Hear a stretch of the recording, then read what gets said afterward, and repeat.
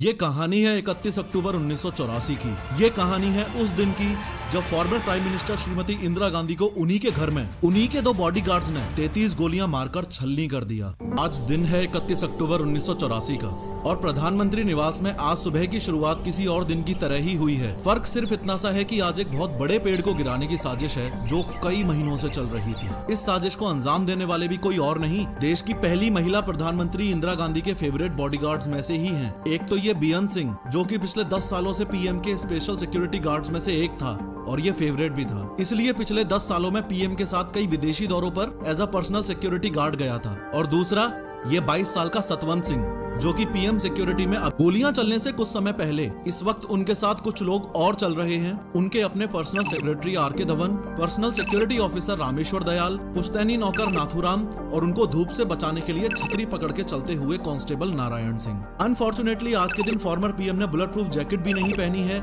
ये सोचकर कि घर से 50 मीटर दूर ही तो जाना है और यहाँ सब लोग अपने ही होता है। जैसे जैसे इंदिरा गांधी ऑफिस की ओर तेजी से बढ़ रही है वैसे ही पहला बॉडीगार्ड सब इंस्पेक्टर बेअंत सिंह उनकी ओर बढ़ने लगा। इंदिरा गांधी और बेअंत सिंह की आंखें मिली तो इंदिरा गांधी बेअंत को देख के मुस्कुराई और नमस्ते के लिए हाथ जोड़ने की पोजीशन में आई। ऐसा इसलिए क्योंकि इंदिरा गांधी बेअंत को 10 सालों से जानती थी और रोज जब भी बेअंत सिंह इंदिरा गांधी को देखता तो नमस्ते करता था। इसलिए आज भी इंदिरा गांधी ने उसको अपने ओर बढ़ता देखकर सोचा कि नमस्ते बोलेगा, इसलिए इंदिरा गांधी ने पहले ही हाथ जोड़ लिए। लेकिन आज बेअंत सिंह का मिजाज बागियों वाला है। आज उसका मकसद कुछ अलग ही है। एकाएक बेअंत ने लगभग 9:25 पर अपनी .38 कैलिबर सर्विस रिवॉल्वर निकाली और तान दी इंदिरा गांधी पर। जब तक कोई कुछ समझ पाता उससे पहले ही फायर के 3 राउंड बेअंत की रिवॉल्वर से निकल चुके हैं और ये तीनों गोलियां इंदिरा गांधी की चेस्ट और एब्डोमिनल एरिया में लगी हैं और यहीं से एक बड़े पेड़ के गिरने की दास्तान शुरू हो चुकी है। 3 गोलियां लगते ही इंदिरा गांधी जमीन पर गिर गई और जोर से बोली, ये क्या कर रहे हो? बेअंत 1 सेकंड के लिए रुका और सतवंत को देखकर जोर से चिल्लाया, गोली चला।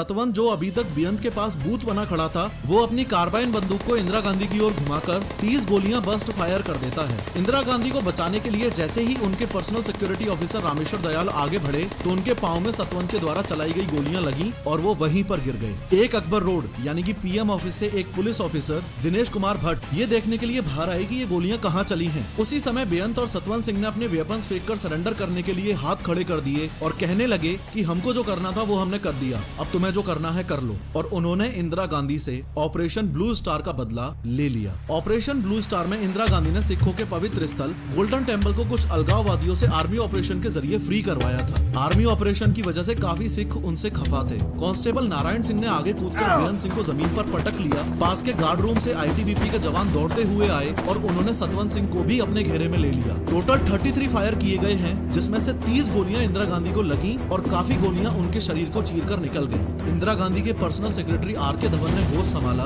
और चिल्लाकर एम्बुलेंस लाने के लिए बोला, लेकिन कहते हैं ना, उन्हीं को कौन टाल सकता है। एक दिन पहले ही भुवनेश्वर में हुई इलेक्शन रैली के भाषण में इंदिरा गांधी ने कहा था कि चिंता नहीं है कि मैं जीवित रहूं या नहीं रहूं। वक्त दोपहर 1:45 पर देश में कुछ न्यूज एजेंसीज ने न्यूज ब्रेक कर दी कि प्राइम मिनिस्टर इंदिरा गांधी की हत्या हो चुकी है। इंदिरा गांधी के मरने की खबर से जब लोगों को पता चला कि सिख सिक्योरिटी गार्ड्स ने उनको मारा है तो लोगों में आक्रोश की लहर दौड़ गई और जिस बात का डर था वही हुआ। लोगों ने दिल्ली में रहने वाले सिखों के नरसंहार का ऐसा दौर चालू कर दिया कि इसमें लगभग 8,000 से ज्यादा सिखों को मारा और जिंदा जला दिया गया और ये दौर आने वाले 3 से 4 दिनों तक चला। लाखों सिख फैमिलीज ने डर के कारण विदेशों और दूसरे राज्यों में शरण ले ली। दिल्ली में एक तरफ तो दंगे चल रहे हैं, दूसरी ओर देश की पहली महिला प्रधानमंत्री की अंतिम विदाई का कार्यक्रम चल रहा है। 3 नवंबर 1984 को इंदिरा गांधी को सम्मान के साथ दिल्ली के शक्ति स्थल में उनके बेटे राजीव गांधी ने मुखाग्नि दी और इंदिरा गांधी पंचतत्व में विलीन हो गयी। ये कहानी है 31 अक्टूबर 1984 की। रुको, इस वीडियो में मैंने यंग इंडियंस में हार्ट अटैक के बढ़ते केसेस के एग्जैक्ट रीजंस बताए हैं, जरूर देखो।